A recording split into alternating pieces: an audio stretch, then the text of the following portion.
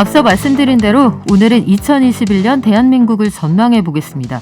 올해에도 가장 큰 관심은 역시 코로나일 텐데 말씀드리는 저도 듣는 분들도 지겹다 싶으시겠지만 그래도 알아야 힘이 되겠죠. 탈마스크 할 수 있을지 코로나와의 전쟁이 유일하지만 막강한 무기 백신이 될 텐데요. 그래서 제일 먼저 대한예방의학회 코로나19 대책위원장 김호란 국립암센터 교수와 연결해서 앞으로의 백신 그리고 접종 전망에 대해 여쭤보겠습니다. 위원장님 안녕하세요. 예, 안녕하세요. 네, 새해 복 많이 받으십시오. 예, 감사합니다. 새해 복 많이 받으세요. 네, 위원장님 건강하시려면 저희도 마찬가지입니다만 무엇보다 코로나19 확산세가 좀 줄어들어야 할 텐데 새해 첫날에도 다시 1,000명 넘었다고 하니까 좀 걱정이 돼요.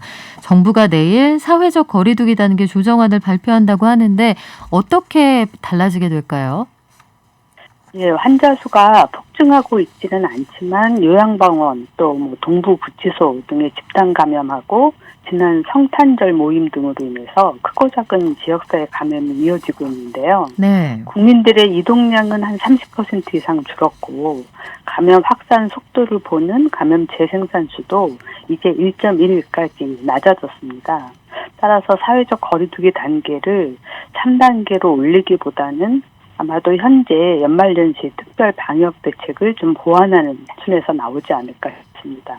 그렇군요. 그나마 이제 감염 지수 같은 것들이 좀 낮아지고 있다니까 아주 작은 희망을 발견할 수 있는데 영국발 변이 바이러스 때문에 다시 한번 긴장한 연말이었어요. 전파력이 기존 바이러스보다 70% 높다고 했었는데 치명률은 다행히 더 높은 건 아니라면서요?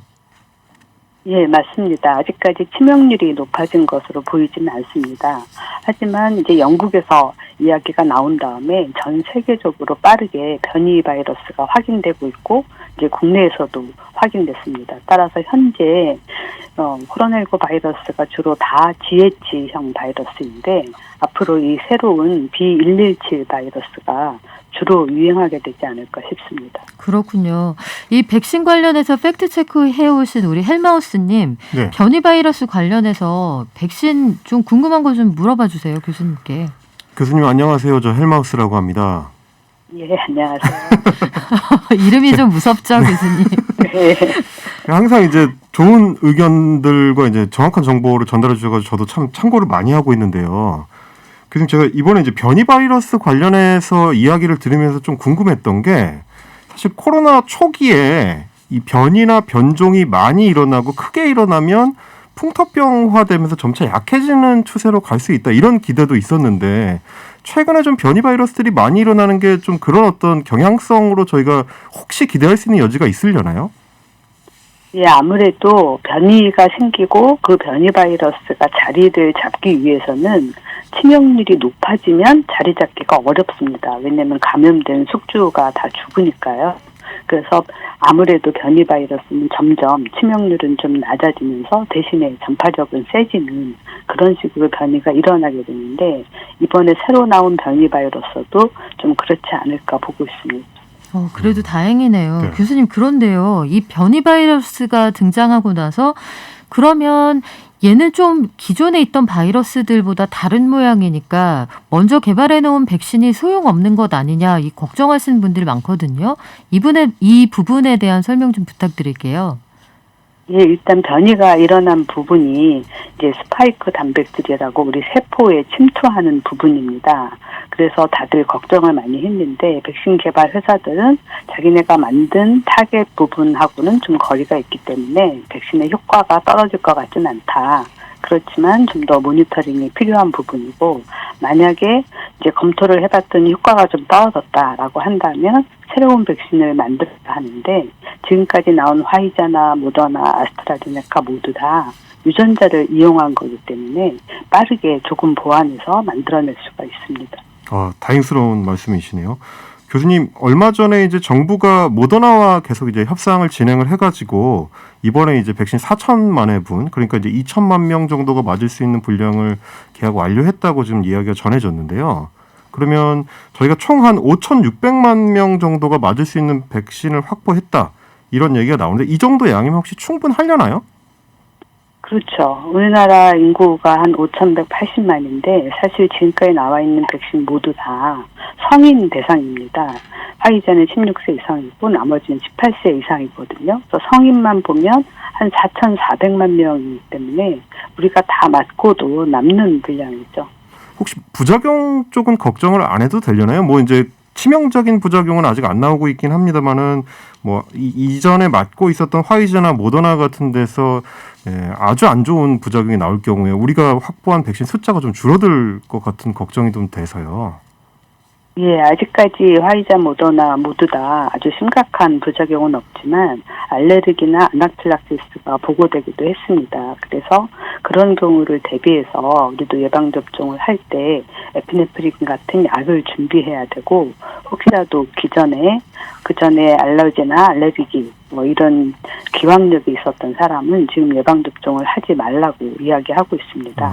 그리고 혹시라도 아주 심각한 부작용이 생겨서 이 백신을 더 이상 못 쓰겠다라고 한다고 하더라도 지금 뭐 충분히 많이 있기 때문에 양이 부족해지지는 않을 것으로 생각됩니다. 네, 그러면 다행히 백신 물량은 확보가 됐는데 언제부터 접종이 가능한지 이걸 제일 궁금해하실 것 같아요. 언제부터 할 수 있을까요? 예, 일단 백신 사용 승인 같은 것을 모두 거치고 나서 2월경에는 접종이 시작될 걸로 보입니다. 그렇군요. 지금 그 청취자들께서도 여러 가지 궁금증 보내주고 계신데 독감 백신도 매년 맞는데 코로나 백신은 한 번 맞으면 끝나는 건가요? 이런 질문 주셨고요. 또 한 가지는 지난해에 그 독감 백신 유통 과정에서 변질 위험이 있어서 논란이 좀 있었는데 코로나 백신이 만약에 유통 과정에서 좀 실수가 있다면 이것도 다 못 쓰게 되는 건가요? 이런 질문 주셨거든요. 예, 중요한 이제 질문을 해주셨는데요. 지금 코로나19 백신은 한 번으로 끝날 것 같지는 않습니다. 왜냐하면 코로나19 자체가 자연 감염이 되고 난 다음에도 재감염이 되는 사례가 보고가 됐잖아요. 그리고 코로나19 말고 우리가 감기로 걸리는 코로나가 있습니다. 네. 근데 그 코로나도 계속 여러 번 걸리거든요. 그래서 이 코로나 바이러스에 의한 면역은 평생 가는 면역은 아닐 것으로 봅니다. 그래서 전 세계에서 굉장히 많은 백신이 개발되고 있는 것도 그것 때문에 그렇습니다. 그리고 또 한 가지 말씀하신 게 변질 이야기 하셨는데 그 부분도 상당히 중요한 부분이죠. 특히 이제 화이자나 모더나 모두 다 굉장히 이제 초저온 상태를 유지해야 되기 때문에 만약에 이 저온 상태가 잘 유지되지 않으면 효과가 떨어지게 됩니다. 그렇지만 부작용 때문에 못 쓰게 되거나 그러진 않고 혹시라도 너무 상온에 노출을 시켜서 더 이상 뭐 쓸 필요가 없겠다. 효과가 너무 떨어져서 그러면 이제 폐기하게 되겠죠. 예, 교수님, 제가 추가로 좀 여쭤보고 싶은 게 지금 이제 미국 쪽에서 백신 접종 속도와 관련된 얘기가 계속 나오고 있는데요. 뭐 국내에서도 뭐 미리 준비를 좀 하고 있습니다만은 교수님께서 계속 지적하셨던 게 화이자 백신 같은 경우는 지속 기간이 어느 정도일지 아직 정확하게 모르기 때문에 집단 면역을 확보하기 전에 앞에 맞았던 사람들도 이게 이제 면역이 풀려버릴 수 있다. 그런 걱정들을 하시는 분들이 있던데 지금 백신 접종 속도나 이런 걸 봤을 때는 그런 우려를 할 필요는 없으려나요? 네, 일단 이제 백신 접종 속도는 하루에 몇 명이나 맞출 수 있을 건가 하는 건데요. 지금 나오는 백신이 전부 다 우리가 독감 백신처럼 주사기에 한 사람 분량이 들어있는 게 아닙니다. 그래서 주사병에 5명 내지 10명분이 들어있는 거여서 나눠서 맞춰야 되는 거거든요. 그러다 보니까 접종할 때 조금 더 단계가 더 들어가고 또 말씀드린 대로 화이자나 모더나 같이 이제 초저온을 유지해야 되니까 훨씬 더 조심해야 되죠. 그리고 접종 후에 혹시라도 알러지 반응이 나타날지 모르니까 20-30분 정도 대기를 해야 됩니다. 그래서 그런 거를 다 생각을 하면 접종 속도가 우리가 독감 백신 맞듯이 빨리 하기가 좀 어려운 게 있습니다. 그렇지만 이제 아스트라제네카를 우리가 제일 먼저 쓰게 될 텐데 이거는 다행히 냉장 유통이 가능하기 때문에 보통 의료기관, 의원에서도 예방접종이 가능해서 좀 빨리 맞을 수 있습니다. 그렇지만 말씀하신 것처럼 이제 한 번 다 맞았는데 효과가 얼마나 갈지 아직 잘 모르잖아요. 네네. 올 여름쯤 돼봐야 이게 효과가 한 6개월 가는지 알 수 있고 올 연말쯤 돼봐야 한 1년쯤 가는지 알 수 있게 됩니다. 그런데 올 여름에 효과가 6개월이 채 못 가는 것 같다. 이렇게 나오면 이제 다시 연말되기 전에 초반에 맞은 사람이 한 번 더 맞아야 되니까 그러면 백신이 더 필요할 수도 있죠. 그렇지만 지금 생각으로는 좀 아무리 짧아도 한 1년은 가지 않을까 이렇게 생각하고 있습니다. 네. 교수님, 누가 먼저 맞을 거냐도 지금 좀 궁금해 하시는 분들이 많은 것 같아요. 영국이나 미국 같은 경우는 지금 보니까 의료진들이나 고령층부터 맞기 시작하는 것 같은데, 우리도 그런 순서가 되려나요?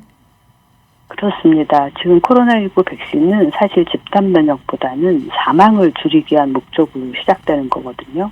그래서 사망 위험이 가장 높은 분들이 요양병원이나 요양시설에 계신 분들이잖아요. 그래서 그분들하고 거기서 일하시는 종사자분들이 가장 첫 번째 1순위 그룹이고요.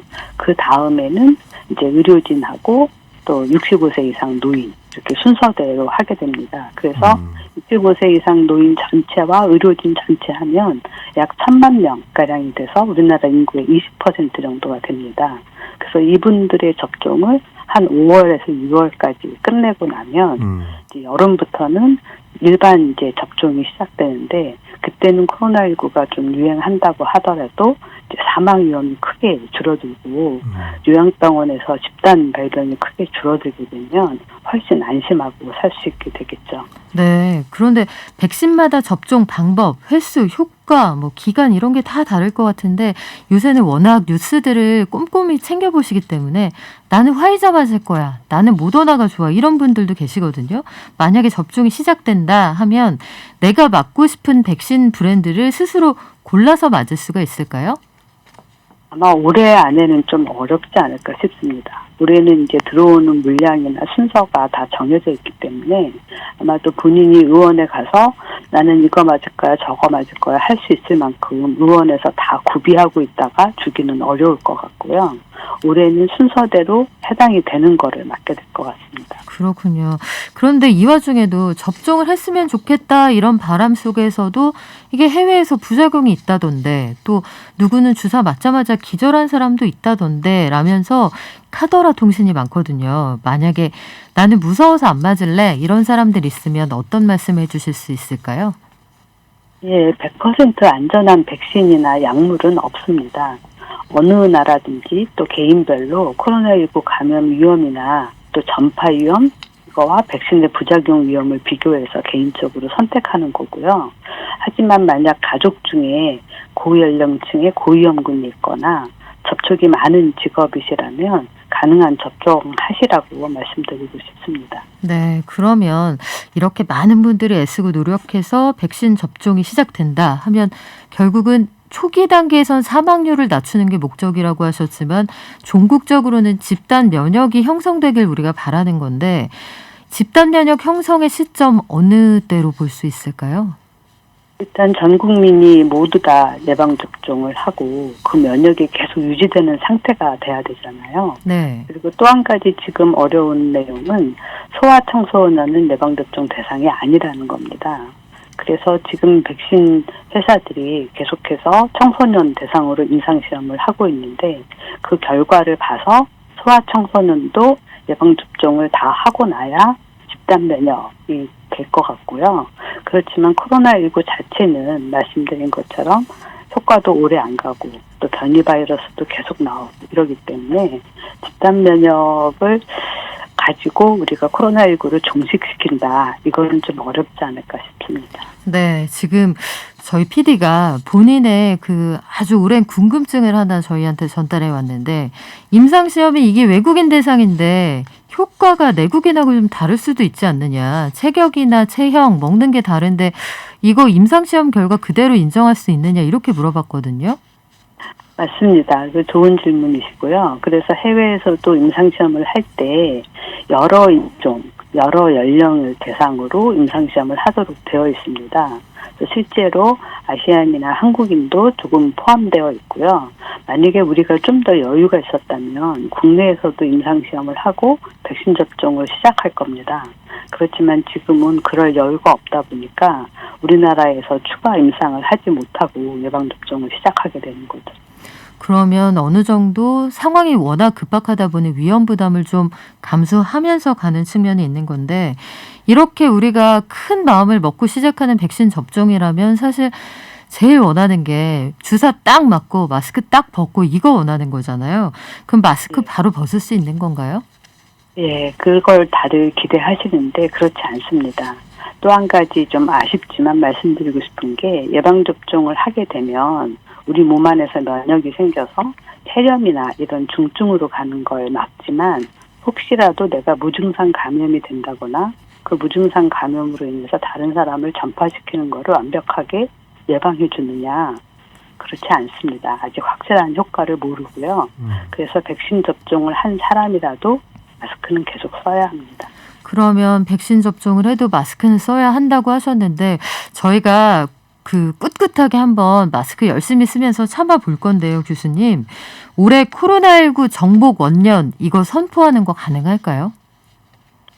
연말쯤 되면 다시 또 인플루엔자로 인한 트윈 때문에 걱정하지 않고 코로나19는 좀 벗어날 수 있지 않을까 싶습니다. 올해 연말 되면은 우리가 이 팬데믹 상황에서는 좀 이 무거운 마음을 떨쳐낼 수 있다 이렇게 이해해도 되는 거예요? 예, 그렇죠. 그렇지만 꼭 우리나라만 해서는 안 되고 다른 나라도 예방접종을 많이 해야 우리가 이전처럼 해외 교류도 하고 할 수 있을 것 같습니다. 그러면 전 세계 모든 지구인들이 다 같이 노력해야겠네요. 오늘 말씀 정말 감사드리고요. 지금까지 김호란 대책위원장님이었습니다. 고맙습니다. 예, 감사합니다. 네, 잠시 후 3부에서는 올해 정치, 경제, 외교 각 분야의 핫이슈 정리해보는 시간 마련했습니다. 잠시 후에 돌아올게요.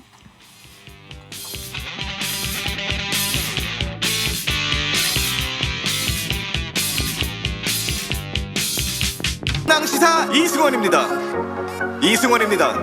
명랑 이승원입니다. 명랑시사 이승원입니다. 명랑시사 이승원입니다.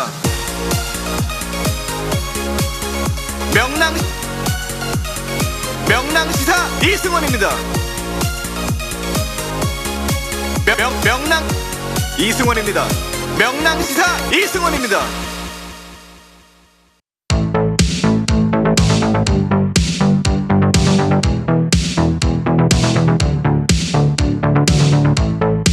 명랑시사 3부 시작했습니다. 저는 2020년의 마무리, 2021년의 시작을 명랑시사와 함께하고 있는 박연미입니다. 오늘 3, 4부에서는 정치, 경제, 국제 분야별 올해 전망해보는 시간 마련했고요. 첫 번째는 정치 분야인데요. 신축년, 하얀 소의 해라는 올해 여의도와 정치권 어떤 변화가 예상될까요? 무릎을 탁 치게 만들겠죠. 평론계 무릎팍도사 이분과 함께 이야기 나눠보겠습니다. 누구시죠? 네, 안녕하세요. 박준 변호사입니다. 왜 안 네. 나오시고 전화 연결 뭡니까? 제가 꼭 나가고 싶은데 라디오 잘 듣고 있습니다. 너무 잘하셔가지고. 진짜입니까? 예, 자가격리 중입니다. 그렇군요. 그 건강에는 네. 문제가 없으신 거죠? 예, 저는 다행히 음성이 나와가지고 근데 밀접 접촉자로 분류가 돼서 지금 8일째 지금 자가격리를 하고 있습니다. 아이고 얼마나 답답하실까 싶은데 얼른 건강한 좋습니다. 모습으로 다시 만나요. 네. 새해 복 알겠습니다. 많이 받으시고요. 네, 새해 복 많이 하십시오. 올해 소망 하나만 여쭤보고 갈게요. 저 소망은 정말 지인들하고 술 한잔 먹기. 너무 너무 이게 소박한 소망인데 마스크 벗고 편하게 지인들하고 식사도 하고 술하는 게 좀 소망인데 이게 소망 아닌 소망이 돼버렸네요. 그러니까요. 찌찌뽕이에요. 저도 같은 네. 소망입니다. 코로나 좀 빨리 좀 종식돼서 그걸 제일 바랍니다, 지금은. 네, 이제 엄근진한 얘기 한번 시작해 보겠습니다. 네. 정치권의 새해 목표. 첫 번째는 뭐니 해도 다가올 4월 보궐선거의 승리가 아닐까 싶은데요. 그렇죠. 지금 4월 7일에 보궐선거가 지금 잡혀 있습니다. 서울시장하고 부산시장이 지금 이제 걸려 있는데 아마 이 보궐선거는 다음 대선하고도 연관성이 있다고 보는 게 맞는 것 같고요. 네. 이 여당, 야당 공이 이제 올인을 할 걸로 보는데 특히 야당 같은 경우 부산시장은 조금 승산이 있다고 보고 서울시장에 반드시 이기겠다라는 목표를 세운 것 같아요. 국민의힘 김종인 비대위원장 이미 그런 얘기를 했고요. 여당 역시 부산도 잡으면 좋겠지만 최소한 서울시장을 잡아야 된다는 목표를 갖고 있고 이게 상반기에 또 올해 가장 중요한 정치권 이슈가 되지 않을까 이렇게 보입니다. 네. 이게 야권은 지금 등판하겠다는 선수들이 속속 나오고 있잖아요. 뭐 지난해 네. 연말에도 굉장히 선수단이 크게 늘어난 상황인데 여권은 아직 우상호 의원 말고는 좀 잠잠한 것 같고 박영선 장관은 출마할 것으로 예상이 되는데 어떤 구도가 그려집니까? 그렇죠. 야권은 좀 후보진들이 많아요. 근데 여권은 지금 후보진이 경선을 할 수 아직 없는 한 명, 우상호 후보만 지금 네. 등장한 그런 상황이기 때문에 박영선 장관은 뭐 출마는 할 것 같아요. 네. 다만 중소벤처기업부 장관을 하다 보니까 연말 연시에 좀 지금 또 코로나 상황이기도 하고 중소기업도 쉽지 않으니까 아마 출마 시기를 조금 저울질하는 걸로 보이고요. 1월 중으로는 뭐 오늘도 얘기를 했지만 출마 여부를 좀 밝히지 않을까. 결국은 여당에도 이 선거가 좀 흥행 요소가 있어야 됩니다. 경선도 그렇죠. 좀 치러야 되고 본선도 해야 되니까 아마 박영선 장관은 뭐 나올 것으로 보고 다음 개각 때는 좀 바뀔 걸로 보고 또 박주민 뭐 의원도 가능성이 있지 않을까. 3파전 정도가 좀 예상이 됩니다. 근데 지금 열린우리당에서는 저기 김진애 후보가 김진애. 출사표를 던진 상태잖아요. 네. 오늘 박영선 장관이 사실상 의사를 밝히면서 이런 얘기를 했단 말이에요. 그 선거 상황이 여의치가 않다. 필요하면 그 희생이 필요한 상황이라고 생각한다라고 했는데 약간 헷갈리는 게 여기서 희생이라는 게 출마하겠다. 출마함으로써의 희생인지 아니면 네. 범여권에서 경합하는 상황에서 누가 더 유력한 사람이 나오면 그를 밀어줌으로써의 범여권 승리를 위한 희생인지 요거 좀 헷갈리는데 두 가지 답니다. 둘 다예요. 뭐 큰 뜻은 뭐 우리가 알 수가 없지만 크게 봤을 때는 본인도 출마를 하겠다. 희생을 해서라도 그런 네. 뜻도 있고 지금 열린민주당도 이 여권 범여권이라고 볼 수 있기 때문에 열린민주당도 어쨌든 간에 통합된 후보가 나가야 된다. 뭐 그런 어떤 메시지를 희생이라는 어떤 단어로 좀 표현한 게 아니까 본인이 됐든 그게 김진애 후보가 됐든 그렇게 하겠다라는 모양새라고 생각이 듭니다. 네, 앞으로 어떻게 될지 좀 지켜보겠습니다. 김진애 의원의 경우에는 뭐 저도 출사표를 던졌으니 너무 빨리 비키라는 말은 안 했으면 좋겠다 이런 얘기를 했었는데 네. 이번에는 야권으로 눈을 좀 돌려볼게요. 국민의당 선언을 한 국민의당 안철수 대표 이 야권 단일 후보로서 본인이 나선다고 했는데 그때 야권에서는 사전에 얘기가 없었던 것으로 그 그렇죠. 후일담이 나와서 좀 그 면구스러운 상황이 좀 되기도 했잖아요. 국민의힘 김종인 비대위원장은 안 대표 주장에 대해서 여전히 좀 시큰둥해 보이는데 반면에 또 주호영 원내대표는 뭐 얼마든지 가능하다는 입장인 것 같고 우리의 소원은 통일이라는 안철수 대표의 새해 소망 이루어질까요? 자, 안철수 대표가 참 항상 좀 어렵기도 하고 많이 이제 변수들을 봐야 될 것 같아요. 일단 출마 선언을 하면서 야권의 단일 후보를 내자라고 얘기를 했지만 아직까지는 시큰둥한 분위기거든요. 국민의힘에서는 또 국민의당이 뭐 당세가 그렇게 강하다고 보기 어렵고 안철수 대표 혼자 개인기가 강하다고 보는 게 맞는 것 같습니다.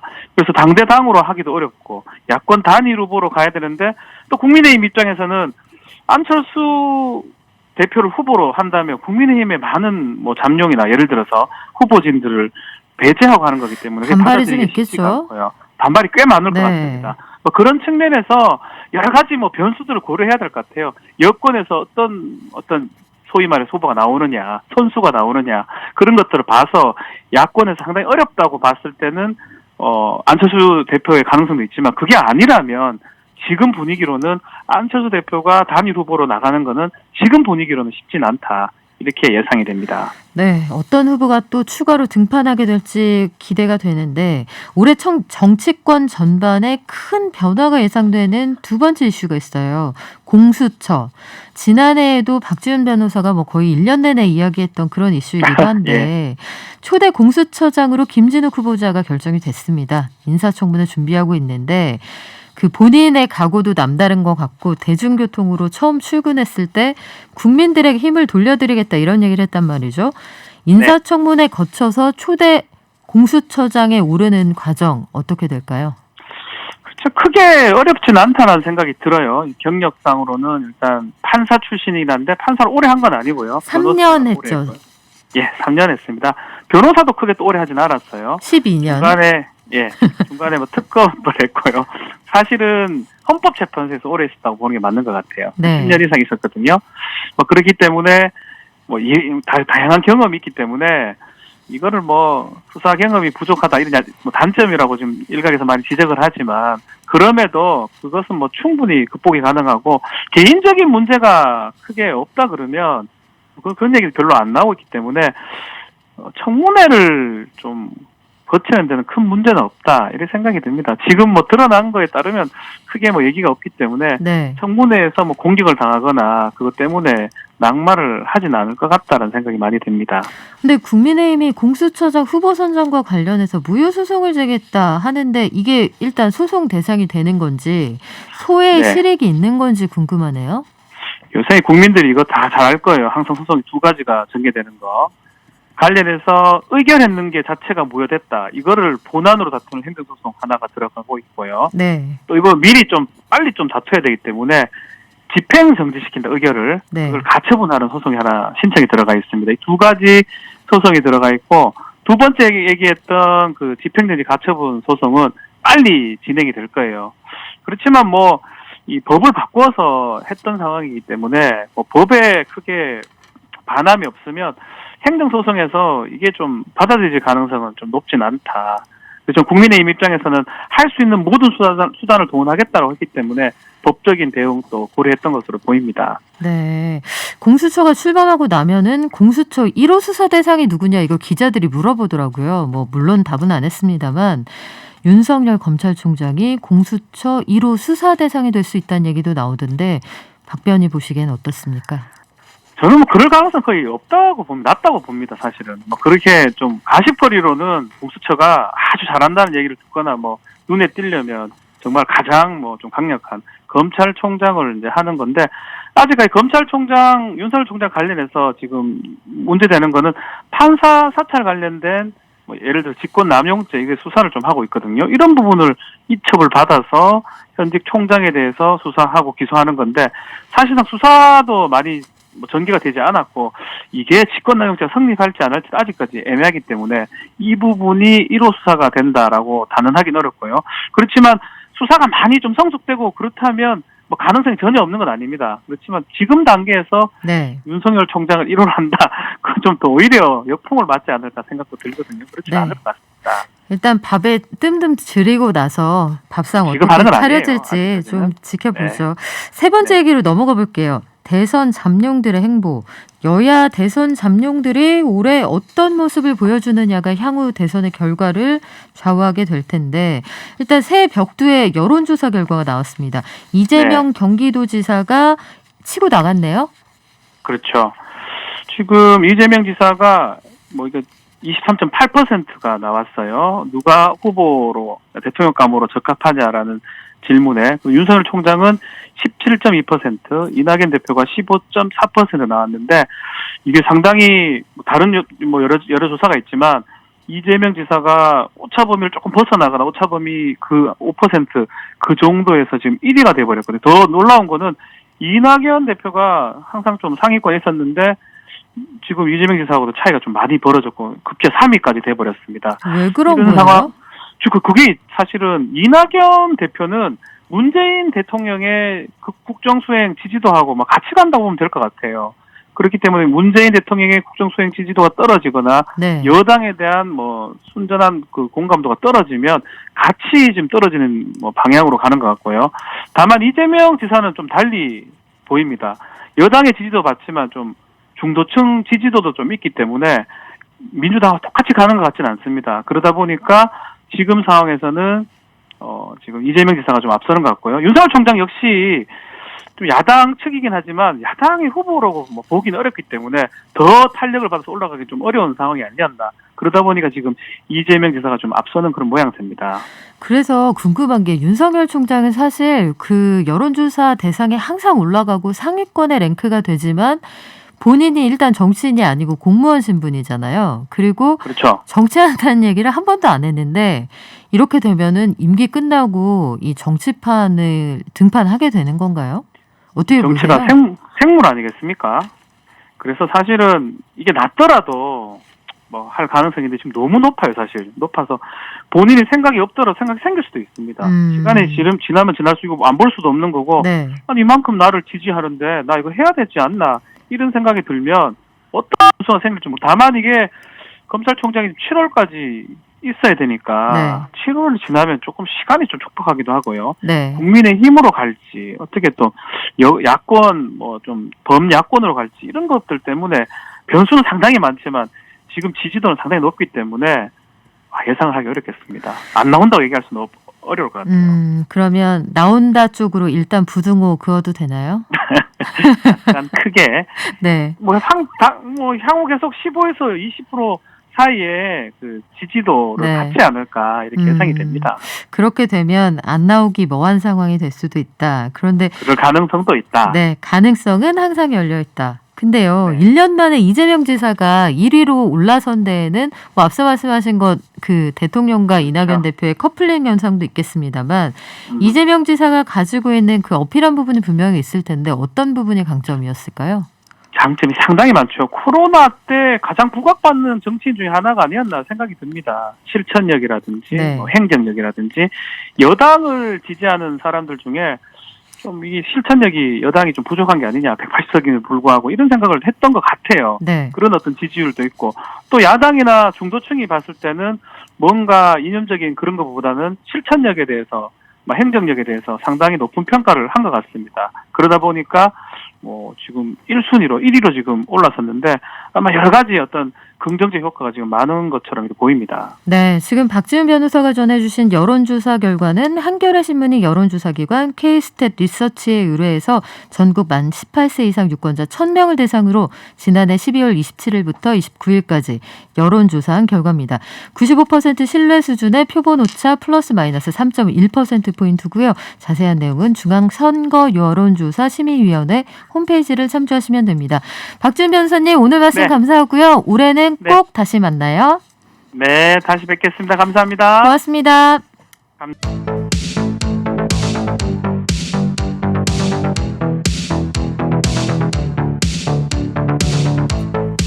이어서 2021년 새해 경제 전망 해볼 건데요. 그 전에 문자 하나 소개해드리고 가겠습니다.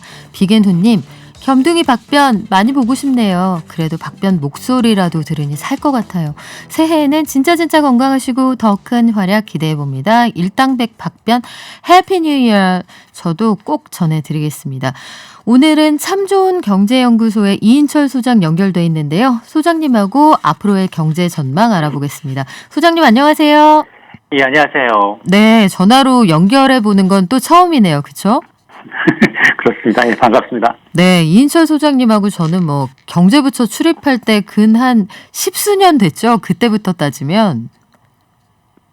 그렇게 됐나요, 벌써? 네, 오래됐습니다. 저희들도 경제부의 고인물이었는데 새해 복 많이 받으시고요. 부디 건강하시길 예. 바랄게요. 예, 새해 복 많이 받으시고 건강하십시오. 네, 첫 번째 질문부터 드리겠습니다.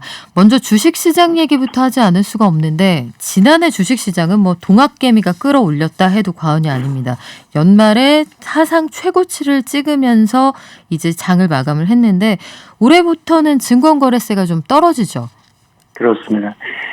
이 동학개미가 이제 의미가 있는 건 외국인의 징크스를 깼다는 겁니다. 그동안은 외국인이 사면 오르고 팔면 내리는 구조였습니다. 천수답장수라고 했는데요. 그 차태가 바로 지난해 2020년이었습니다. 유가증권 시장에서만 개인 투자자들이 거의 47조 넘게 순매수했습니다. 그러니까 이 개인 투자자들 동학개미의 힘이 어느 정도였느냐? 관련법 개정까지 그렇습니다. 세 가지가 크게 바뀌었죠. 공매도 금지가 연장이 됐고요. 대주주의 주식 양도세 요건이 바뀌었습니다. 증권거래세를 낮추는데도 개인들이 혁혁한 공을 세웠습니다. 자, 그 가운데 가장 먼저 올해부터는 주식을 팔 때 내는 증권거래세율이 단계적으로 낮아집니다. 지난해까지만 해도 주식을 팔게 되면 내가 이득을 보든 손해를 보든 매도 금액의 0.25%를 거래세로 내왔습니다. 네. 자, 나는 손해봤는데 왜 세금을 내야 돼? 이런 불만이 있을 수밖에 없죠. 그래서 일종의 통행세 개념이었는데 그러나 0.25%를 좀 자세히 세율을 들여다보면 0.25% 가운데 증권거래소는 0.1%, 나머지 0.15%가 농어촌 특별세입니다. 그래서 올해는 이 유가증권시장 조금 전에 0.1% 내던 증권거래소를 0.08%포인트로 소폭이긴 하지만 낮추겠다라는 거고요. 그러나 이 코스닥 시장에는 농어촌 특별세가 붙지 않습니다. 여기는 증권거래세율 기존의 0.25에서 0.23%로 낮아집니다. 이렇게 인하된 세율은 내년까지 2022년까지 적용이 되고요. 네. 2023년부터는 증권거래세율은 코스피는 제로까지 낮아집니다. 0%. 코스닥은 0.15%로 추가로 인하가 되는데 아니 왜 주식 투자하는데 유가증권시장 코스피 종목 투자할 때는 농어촌 특별세까지 내야 하느냐 이거 없애야 되는 게 아니냐라는 주장도 있지만 이럴 경우 이게 네. 이제 국세입니다. 우리나라는 아직 농어촌 경쟁력을 위해서는 네. 정부는 이건 없애서는 안 된다라는 주장입니다. 그렇군요. 지금은 공매도, 그러니까 주식을, 없는 주식을 꿔서 하락장에 베팅한 다음에 주식 가격이 떨어지면 그걸 사서 주식으로 갚는 방식으로 차익을 얻어가는 그게 잠정적으로 중단된 상태잖아요. 이게 그렇습니다. 개인 투자자들 입장에서는 일종의 보호구역을 설정해 놓는 그런 기능을 한 건데 요 덕분에 마음껏 올랐다는 평가도 있었거든요. 이 공매도가 한시적으로 중단됐습니다만 올해는 어떻게 될까요? 맞습니다. 지난해 3월 코로나 팬데믹으로 코스피 주가가 1,450선대까지 밀렸습니다. 그러자 금융당국이 지난해 3월 16일부터 전 종목에 대한 공매도 금지 조치를 단행했습니다. 그동안에도 늘 문제가 있어 왔어요. 이 공매도라는 게 말씀하신 것처럼 주식이 없는 상태에서 주식 하락 예상되니까 남의 주식 빌려서 네. 먼저 매도한 이후에 주가가 떨어지면 사서 되갚는 투자 기법입니다. 문제는 이 주식을 빌려주는 기관들이에요. 예탁결제원, 한국증권금융, 증권사들 개인의 신용도가 없기 때문에 안 빌려줍니다. 신용도가 높은 외국인 기관들, 이 자본이 만만한 이런 기관하면 주식을 빌려주다 보니까 국내 증시에서 개인 투자자들의 공매도 비중은 1%가 채 안 됩니다. 그래서 이렇게 기울어진 운동장도 문제지만 매번 공매도로 외국인이나 기관이 주식을 대량 매도하면 그 피해, 손해는 개인 투자자들이 떠안는 구조였습니다. 그래서 당초 지난 3월에 이 전 종목 공매도 금지 조치 내릴 때만 하더라도 네. 6개월 정도만 하면 풀리겠지 했어요. 그래서 9월 중순까지였는데 그러자 그때는 막 이제 개인 투자자들이 외국인의 매도를 받아들이면서 상승하던 기였기 때문에 개인 투자자들이 공매도 금지 유지 요청이 있었습니다. 이걸 한 차례 더 연장을 해서 오는 3월 15일까지가 공매도 금지가 유지되는 기간입니다. 그러면 올해 3월 16일부터 어떻게 되느냐? 금융당국은 공매도는 재개할 수밖에 없다라고 보고 있습니다. 왜요? 아니 기껏 개인 투자자들이 국내 증시에 사상 최고치를 올려놨는데 다시 공매도가 재개되면 코스피가 다시 박스피로 회귀하는 게 아니냐라는 주장도 있지만 금융당국의 논리는 이겁니다. 공매도 제도를 좀 개선하더라도 차질 없이 공매도하는 게 맞다. 왜냐하면 이 공매도에 대해서는 금융당국 고민이 깊은데요. 이게 버블이 커지는 걸, 버블이 확산되는 걸 사전에 차단하는 역할도 하고요. 하락장에서는 증시 유동성을 키우는 역할도 합니다. 네. 그리고 무엇보다도 해외, 다른 국가에서 공매도를 허용을 하고 있습니다. 물론 금융위기와 같이 비상시에는 일정 부분, 금융주든 우리나라처럼 전 종목이든 일시적으로 금지를 하지만 대부분의 이 국가들이 공매도를 허용하고 있기 때문에 그리고 지금 이 코로나 이후로 공매도 이 금지 조치를 유지하고 있는 국가는 몇 개 안 됩니다. 그러다 보니까 만에 하나 장기간 우리가 공매도를 금지하게 되면 외국인 투자자 입장에서는 한국 증시가 덜 매력적이다. 규제가 강하다. 관치로 비춰질 수 있기 때문에 정부, 금융당국은 자 그러면 이걸 기울어진 운동장을 어떻게 바로잡을 거냐. 개인 투자자들의 공매도 접근성을 좀 높이는 방안. 그러니까 지금은 각종 기관들이 개인들한테는 신용도를 문제로 주식을 먼저 빌려주지 않지만 이런 기관을 많이 양성하는 방안. 또 하나는 불법 공매도에 대해서는 처벌을 좀 더 강화하는 방안, 뭐 이런 것들을 제 동시에 고민하고는 있지만 3월 16일 이후에는 공매도 금지가 해제될 가능성이 굉장히 높아 보입니다. 네, 그러면 기관을 중심으로 해서 규제는 좀 하되 공매도가 거품을 빼는, 그러니까 예를 들면 이런 거죠. 그 미국의 수소 트럭을 한 대도 만들지 않은 수소 트럭 회사 니콜라의 주가가 뻥튀기가 됐는데 알고 보니 사기였다. 그 사이에 공매도한 사람들은 그래서 안전하게 자산을 지켰다. 이런 내용들을 참고하는 것으로 보이는데 여하간 올해 코스피가 3,000까지 가서 3,000피 된다는 전망이 많아요. 소장님 보시기엔 어떤가요? 증권사들은 사실 뒷북이에요. 지난해 2020년 증권사들의 전망 상단이 2,500이었고요. 하단은 1,850이었습니다. 저점이 1,450선까지 밀렸고요. 고점은 2,878까지 찍었어요. 그런데 지금 연말 들어서 이렇게 너도 나도 할 것 없이 증권사들이 장밋빛 전망을 내놓고 있어요. 한 9대1 정도로 압도적으로 이제 낙관적 전망이 많은데, 뭐 그러다 보니까 이제 코스피 3,000은 뭐 기본이고 3,300선까지 전망이 나오고 있습니다. 물론 이들 주장의 배경에도 일리는 있습니다. 백신 접종이 시작이 되고 코로나가 잠잠해지게 되면 글로벌 경기가 살아나는 게 아니냐. 그 가운데 당연히 수출 위주의 우리 경제, 특히나 중국은 뭐 지난해도 플러스지만 중국을 중심으로 회복세가 가팔라진다면 우리는 지금 뭐 반도체값 오르고 있죠. 수출도 뭐 호전될 수밖에 없다라는 겁니다. 그런데 물론 유동성 장세라는 건 뭐 언제까지 장담하기 누구도 뭐 예언하기는 어렵습니다. 그러나 변수는 이 영국발 변이 바이러스처럼 코로나의 재확산이 1차, 3차, 4차 기폭차가 될 수도 있다라는 거고요.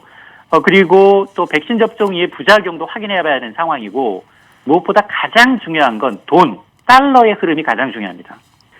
지금은 미국이 4차례 겹친 경기부양책으로 3조 달러를 풀었고요. 여기에다 바이든 행정부가 1,000전에 가까운 새로운 경기부양책을 지금 가속화하고 있습니다. 그러다 보니 달러가 너무 풍부해지니 약세 전망이 지배적이지만, 그러나 올 하반기부터 미국의 지난해 시작된 백신 접종의 효과를 나타내고 미국 경기가 개선되기 시작하면 가장 먼저 물가가 오릅니다.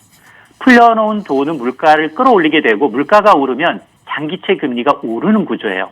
그래서 연준이 아무리 제로금리를 유지한다 하더라도 미국의 장기채 금리가 오르면 돈은 흐름이 바뀝니다. 그때 우리가 경험했던 긴축 발작이라는 용어가 있습니다.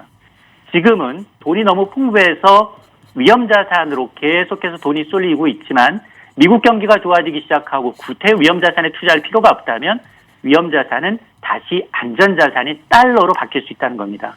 그래서 증시는 대형의 영역이기 때문에 지난해처럼 네. B2에서 조정 없이 돈 벌 수 있는 장이냐, 올해의 경우에는 조금 지난해 이제 벌어놓은 수익을 좀 지키는 해가 돼야 된다. 그래서 이제 관전 포인트, 앞서 제가 말씀을 드렸습니다만 달러의 향방을 보고, 지난해 경우에는 달러, 국제 유가를 빼고는 모든 게 다 올랐어요. 국내 주식 투자하신 분들, 해외 주식 투자하신 분들, 부동산, 가상화폐 다 올랐습니다. 그러나 한쪽 방향으로 계속해서 오르는 자산은 없다. 이럴 때 오히려 리스크를 좀 관리하는 게 좀 필요해 보입니다. 네. 그러면 3,000피는 못 간다 이렇게 보시는 거예요? 그러니까 3,000피를 갈 수도 있고요. 3,300선을 갈 수도 있는데 가장 중요한 건 뭐냐. 우리가 그동안 10년 동안 깨지 못했던 이 박스피라는 걸 한 단계 레벨업돼서 하단이 2,400선 아래로 내려오지 않는 게 중요합니다. 3,000피 찍고 나서 새로운 형태의 약간 레벨업된 그렇습니다. 박스피 장세가 연출될 수도 있으니 돈을 좀 버신 분들은 익절을 했다가 눌림목에 다시 들어가면 좋겠다 이렇게 이해해도 될까요? 왜냐하면 지금 2,878에서 3,300을 간다는 얘기는 최고 전망인데, 장밋빛 전망인데 지금 수익률 플러스 10에서 15% 더 먹을 수 있다는 얘기거든요. 네. 그런데 지난해 이미 코스피 상승률이 30%입니다. 네. 이걸 지키는 게 더 문제고, 그러니까 그 관전 포인트가 뭐냐? 그동안 미국의 나스닥은 2010년만 하더라도 2,000에서 지금 12,000, 6배 뛰었지만 우리는 답보 상태였어요. 처음으로 이제 지금 2,800을 넘었기 때문에 이 지수가 2,400선 아래로 하단이 깨지지 않고 내 수익률 유지하는 게 굉장히 중요합니다. 네. 각자 열심히 자신의 돈을 지키기 위해서 학습이 많이 필요하다는 의미로 받아들이겠습니다. 부동산 얘기도 좀 해볼 건데요. 부동산 세제가 어쨌든 강화되잖아요. 올해부터 뭐 종부세, 재산세 전반적으로 공시가격 상승에 따라 다 올라갈 것으로 보이는데 어떤 게 달라집니까? 맞습니다. 일단 종부세율, 부자들이 낸다는 종부세율 인상이 되고요. 다주택자들 양도할 때 세금 많이 오릅니다. 이 기준일자가 종부세의 경우에는 6월 1일, 올해 6월 1일 보유 기준이에요. 그리고 12월에 종부세 세금 고지서가 나갑니다.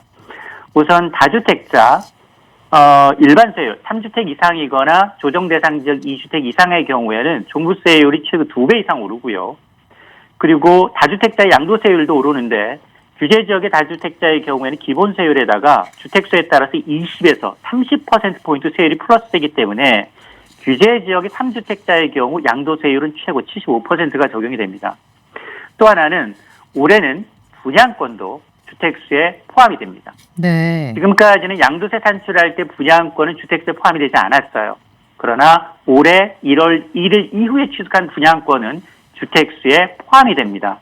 나는 기준주택 한 주택밖에 없고 분양권 하나를 올해 샀는데 내가 왜 2주택자냐라고 할 텐데 지금부터는 실거주 의무가 굉장히 강화가 됩니다. 특히 올해는 분양가 상한제 주택의 경우에는 이제 거주 의무까지 강화가 되다 보니까 이 세금, 규제, 이 바뀌는 것을 확실히 좀 체크를 하셔야 합니다. 그렇군요. 그래서 변창흠 신임 국토부 장관이 내놓는다고 하는 25번째 부동산 대책에 사실 할 수 있는 건 다 한 것 같은데 이 보따리에 긁어 담을 수 있는 건 다 긁어 담아서 지난해에 풀어놓은 것 같은데 또 뭐가 남아있을까 궁금하긴 하거든요. 설 연휴 전에 추가 대책이 나온다는데 어떤 걸 예상해 볼 수 있을까요? 맞습니다. 취임사에서 도심 내 주택 공급 방안을 설 이전에 발표하겠다라고 공언을 했습니다. 이제 변 장관의 이제 이 생각은 서울 도심에서도 충분한 양의 주택 공급이 가능하다라고 보고 있습니다. 그 방법론까지 얘기를 하고 있는데요. 뭐 지하철 역세권이나 준공업적 빼곡한데 굉장히 이 세밀지역, 저층 주거 고밀도 지역의 경우에는 용적률을 높여주겠다. 이 얘기는 뭐냐? 층수 규제를 완화해서 위로 많이 짓겠다는 겁니다. 네. 변 장관은 공공주택 전문가예요. 그래서 이제 뭐 토지 임대부, 건물만 분양하고 토지를 임대하는 방식, 그리고 또 나중에 집값이 올랐을 경우에는 LH 공사에 되팔도록 하는 이런 이제 환매 조건부 주택에 대해서 이제 과다한 시대책을 맞는 이제 차원에서의 어떤 이 연속선상으로 보이는데, 물론 뭐 수요가 많은 수도권의 공급을 늘리겠다라는 의지에 대해서는 긍정적 평가가 우세합니다. 그러나 이제 과연 이들 지역에 용적률을 올려주고 그걸 다시 사들이고 거길 재개발하는 데는 입주 시점은 빨라야 4 내지 5년 이상 걸린다는 거거든요. 근데 문제는 지금 당장 이제 이 전셋값과 집값이 많이 오르고 있어서 이 부분을 어떻게 할 것이냐이기 때문에 사실 풀 수 있는 방법은 그다지 많지 않습니다. 단기적으로 집값과 전셋값을 잡을 대책이 필요한데 이건 이제 민간 공급을 늘리는 방안을 좀 모색해야 되는데요. 그럼에도 불구하고 변 장관은 지금 공공재개발, 네. 공공재건축의 방점을 지키고 있어서 과연 민간 재건축 규제는 여전히 강화될 것으로 보여서 과연 이 부분을 어떻게 해소할지 여부를 좀 지켜봐야겠습니다. 기존의 대책이나 변 장관이 내놓을 것으로 예상되는 대책 모두 현재의 부동산 시장을 안정시키기에는 시차가 좀 있을 거라고 보시는 건데 관련해서 우리가 돈 꿔서 부동산으로 그 자금을 추가 투입하는 사람들을 좀 막았으면 하는 정책이 지난해 내내 있었잖아요. 신용대출을 좀 줄이고 대출을 전반적으로 안 해주는 기조였는데 올해도 그럼 이런 분위기가 유지되는 건가요? 일단은 지난해는 대출 총량이 있었어요. 이 은행들도 사실 돈을 굴리기가 굉장히 어려운 시기거든요. 제로금리이기 때문에. 네. 그래서 지난해 연말쯤 그 주요 은행들이 대출 총량이 다 찬 겁니다. 그래서 주택대출뿐만이 아니라 연말에는 이 마이너스 통장 대출, 특히나 신용도가 높은 분들한테는 거의 연봉이 2-3배까지 마구 풀었거든요. 자, 이러다 보니까 마이너스 통장을 활용해서 주택 구매에 나서는 게 아니냐, 돈에 꼬리표가 없다 보니까 이런 풍선 효과를 차단하기 위해서 굉장히 대출 옥죄였는데, 그러나 연초는 대출에 다소 숨통이 트일 것으로 보입니다.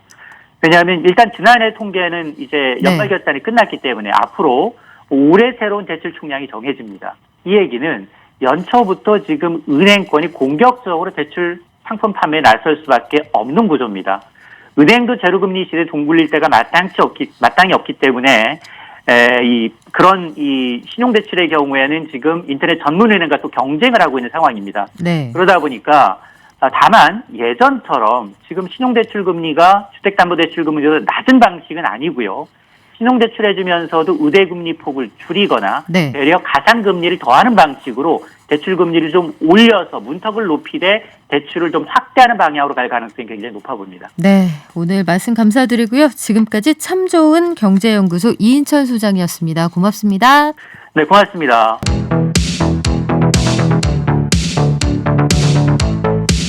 새해 첫날 명랑시사. 올해 한 해를 전망해보고 있는데요. 이번에는 전 세계 140여 국에서 듣고 싶어 한다는 우리 TBS와 함께 글로벌 국제 이슈에 대해 얘기 나눠보겠습니다. 청취자분들께서 이분 연결하면은 알아들으실까요? 누군지 한번 맞춰보세요. 일단 연결해보겠습니다. 여보세요? 네, 안녕하세요. 누구시죠? 굉장히 익숙한데 넷냐세요에서 저는 느낌이 빡 왔습니다. 넷냐세요의 주인공 누구시죠? 소개 부탁드릴게요. 네, 저 이승원 작가라고 합니다. 아니 진행하셔야 될 분이 왜 안 오시고 저를 이 자리에 앉혀놓으신 거예요? 저 맨날 감시당하고 있어요. 어디 안 나가나. 아 그래요? 지금 네, 자가격리 중이신데 건강은 네. 괜찮으신 거죠? 점점 더 건강해지고 있어요. 집에서 쉬니까. 요즘 집에서 이제 하다 기르는 식물들에게 대화를 네. 시도하고 있다는 얘기까지 들리던데 맞습니까? 맞아요. 저 식물을 한 번도 길러본 적이 없는데, 네, 화분을 제가 2개를 들여놓더라고요. 저도 모르게. 네. 네, 대화 중입니다. 그래요. 얼른 건강하게 돌아오셔서 이 자리에 네. 다시 앉는 모습 꼭 보고 싶습니다. 다음 주면은 이제 돌아오시는 거잖아요. 네, 7일 정오까지 자가격리라고 합니다. 네. 그러면 7일 오후부터는 만날 수 있는 거죠? 네, 아마도 그럴 것 같습니다. 네, 7일 방송부터는 이승원의 명랑시사로 돌아오게 될 텐데요. 첫 번째 우리 한번 달려가 볼까요?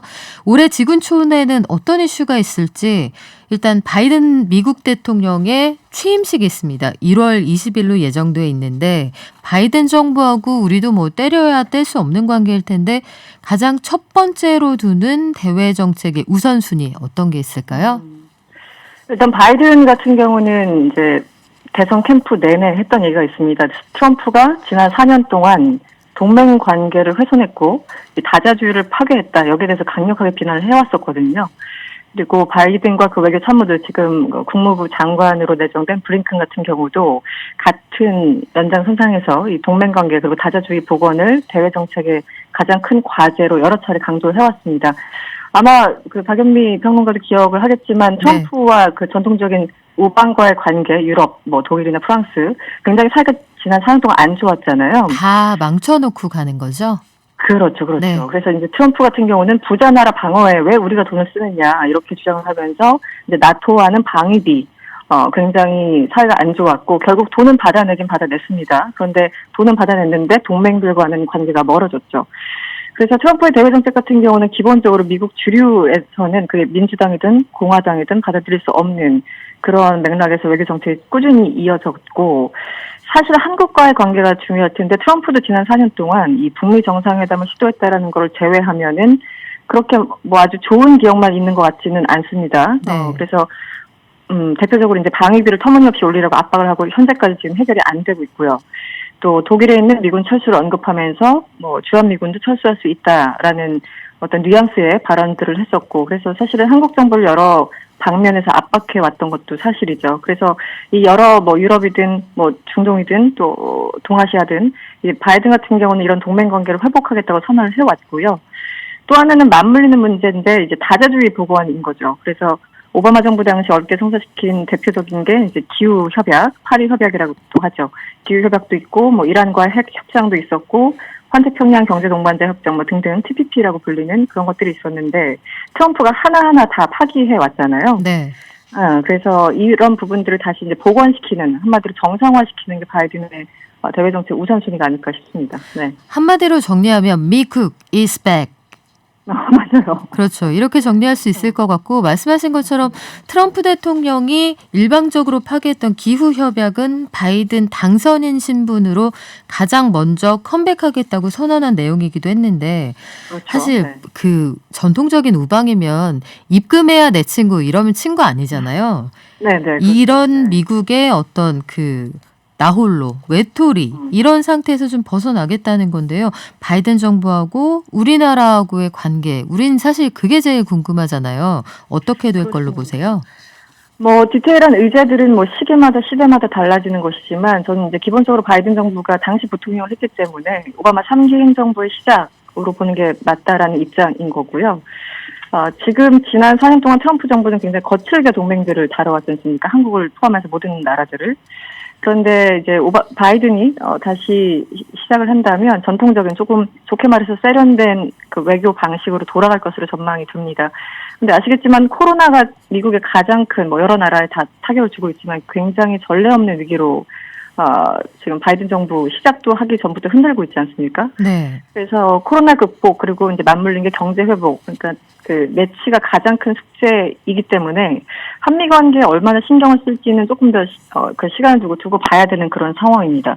그런데 큰 틀에서 본다면 아시아에서는 가장 중요한 나라가 있죠. 이 미국의 가장 큰 경쟁자라고 할 수 있는 중국이 존재하고 네. 이 중국 견제라는 어떤 핵심 전략은 바이든 정부도 계속 좀 유지될 것이기 때문에 그렇다면 중국 견제를 위해서는 그 옆에 있는 나라들 그러니까 일본 그리고 한국의 역할이 매우 중요한 그런 시기가 된 겁니다. 그래서 오바마 당시 그랬듯이 한미일 협력, 특히 군사적 협력을 바이든 정부가 아마 재취할 가능성이 굉장히 높다고 전망을 하고 있고요.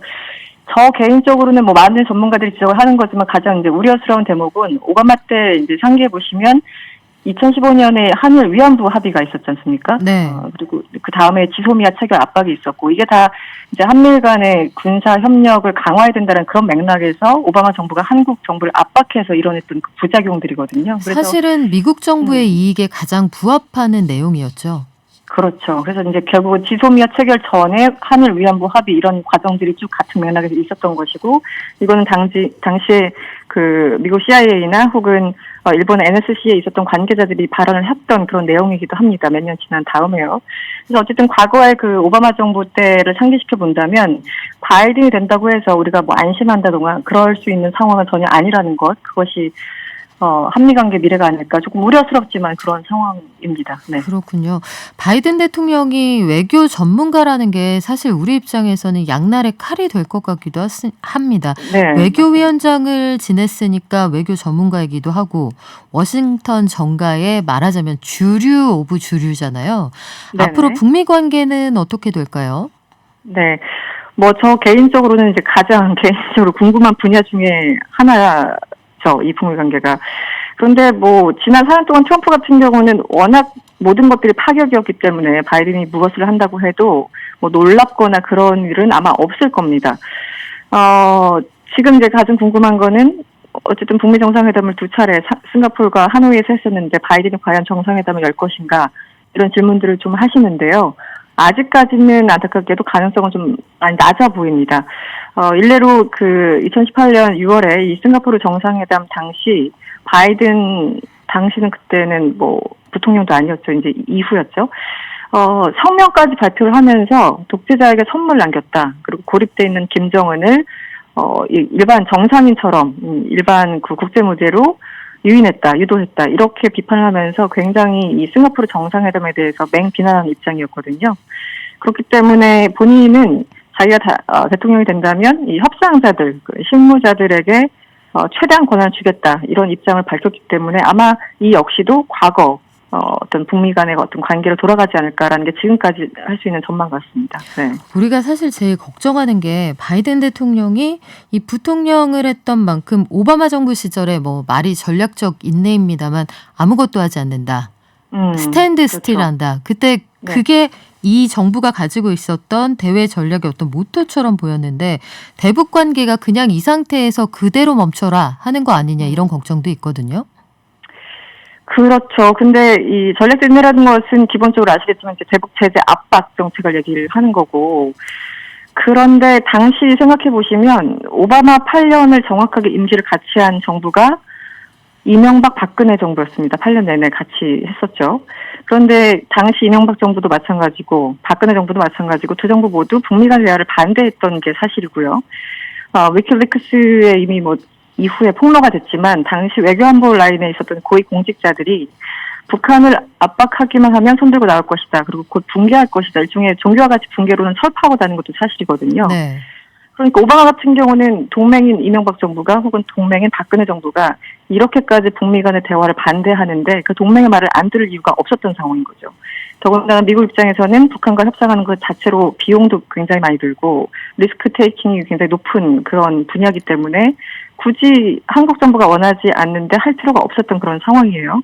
그런 동안 북한은 4차례나 핵실험을 했었죠. 2009년부터 2016년까지 4차례를 했던 건데 한마디로 전략적 인내는 전문가들이 인정하는 거지만 실패한 전략입니다. 네. 지금 이제 큰 차이가 있다면 지금은 문재인 정부고 문재인 정부는 북한과 협상을 포용 정책을 원하는 그런 정부이기 때문에 우리 정부가 조금 더 적극적으로 설파를 하고 어떤 외교력을 발휘한다면 바이든 정부도 어느 정도 대화 가능성이 있다라고 볼 수도 있겠죠. 그러니까 전략적 인내로 반드시 돌아갈 것이다라고 생각하는 건 지나친 기우가 아닐까 싶습니다. 네. 그렇다면 희망의 끈을 아직 놓을 때는 아니라고 보시는 건데 그렇죠. 전략적 네. 인내 상태로 돌아가는 게 아니다라고 가정을 한다면 바이든 정부의 대북 정책은 어디에서부터 시작하게 될까요?